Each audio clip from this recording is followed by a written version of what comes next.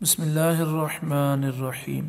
حضرت نے فرمایا کہ میری نیند بڑی مختصر ہے، مسلسل جو نیند ہے وہ تقریباً 1.25 گھنٹے کی ہوتی ہے۔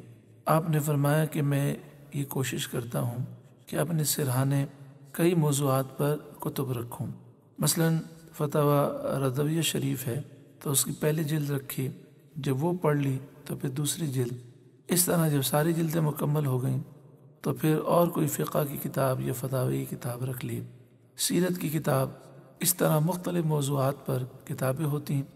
جب ایک جلد مکمل ہو جاتی تو دوسری جلد میں پڑھتا۔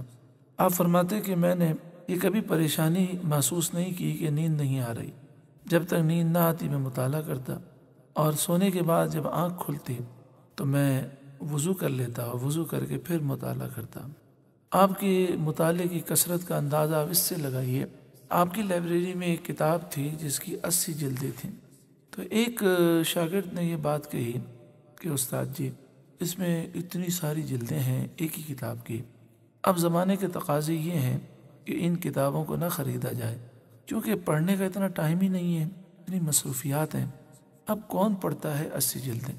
تو استاد محترم نے اس طالب علم کی اصلاح فرمائی اور آپ نے فرمایا جسے مطالعے کا شوق مل جاتا ہے وہ پڑھتا ہے، جو نکمہ ہو اپنا وقت برباد کرتا ہے اس کے پاس ٹائم نہیں ہے۔ پھر آپ نے فرمایا الحمدللہ یہ 80 جلدیں میں نے پڑھی ہوئی ہیں۔ پھر فرمایا کہ لائبریری میں میری جتنی کتابیں ہیں سب کو میں نے مطالعہ کیا ہے، اور مطالعے کی جو خوبی ہوتی ہے وہ خوبی یہ ہوتی ہے کہ انسان مطالعہ کرے اور پھر اسے یاد بھی رہے۔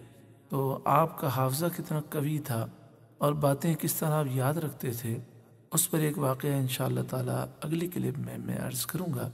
آخر میں امیر المجاہدین کا ایک فرمان، آپ نے فرمایا کوئی شخص صبح سے آنکھ کی حفاظت شروع کرے تو وہ رات کو اپنا مقام خود دیکھ لے گا، یعنی اس پر کتنا کرم ہوگا اور اس کی ہر مشکل انشاءاللہ آسان ہوگی۔ اللہ تعالی امیر المجاہدین کے فیض سے ہمیں مستفید فرمائے، آمین، صلی اللہ علیہ وآلہ وسلم۔